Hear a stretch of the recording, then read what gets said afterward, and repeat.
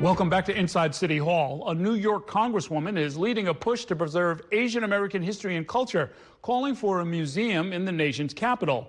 Washington, D.C. reporter Kevin Frey spoke with a Japanese American activist who is warmly embracing the idea and has contributed to that history here in New York City. He's got more in this report. There's a Yankee shirt and a Yankee hat, and they're winning. Yes, that's a beautiful thing. Yes, indeed. At 87, Suki Terada Ports is a force to be reckoned with, rarely slowing down as she walks through Morningside Park and quick to introduce herself to anyone. Oh, you have a bow on. Oh, and a skirt. A lifelong New Yorker, Suki has often found herself at the intersection of New York and American history. Archival footage shows her at a protest in the park half a century ago. Columbia University was planning to build a gym, but she and colleagues intervened. They argued the gym would split up the community and contribute to racial segregation, with planned separate entrances for students and local residents. Right here would have been a large concrete building. Suki and her colleagues won out, and the park is now home to a pond, a waterfall, and quite a few turtles. It makes me feel so good to have you enjoying it. This just one episode in a life defined by activism. Her drive, Suki says, stems from her own upbringing during World War II. At the time, the U.S. sent many Japanese Americans to internment camps out west.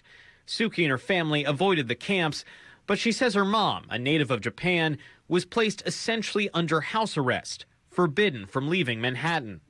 It was not until Suki grew older that she truly understood what happened. My mother said to my sister and me, you two had better do something to help other people because you're lucky you didn't get put into a camp and locked up. She spent her life since fighting for change. She now wants to make sure that the history of the Asian American experience is preserved and better understood. In Washington, Queens Congresswoman Grace Meng is leading one charge to make that happen. Even as an Asian American kid growing up in New York City, I really didn't learn too much about the contributions and even the trauma that Asian Americans have faced. Congress recently approved legislation setting up a commission to explore the idea of building a museum in the nation's capital devoted to Asian American heritage. The National Mall is already home to a host of museums, the newest of which opened just last decade, focused on African-American culture and history. There are two other museums already in the works, by the way, one focused on women's history, another on the American Latino. I want to make sure that future generations of our students, of both Americans and visitors alike are able to learn about the contributions of Asian Pacific Americans to this country's history.